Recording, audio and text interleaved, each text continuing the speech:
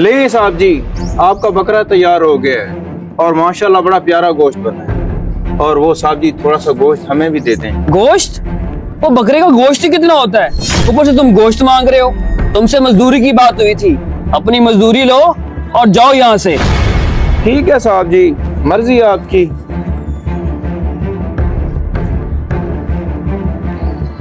बड़ा ही कोई कंजूस आदमी था, गोश्त भी नहीं दिया।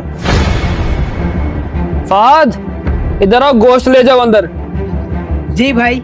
ये सारा गोश्त ले जाओ और जाके फ्रिज में रखवा दो।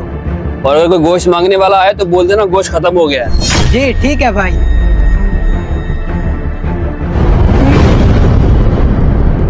भाई, इस घर की कुर्बानी हो गई है। हाँ हो गई है, जाओ तुम भी ले लो अपने हिस्से का गोश्त।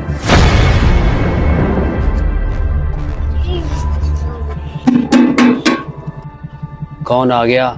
ओ भाई।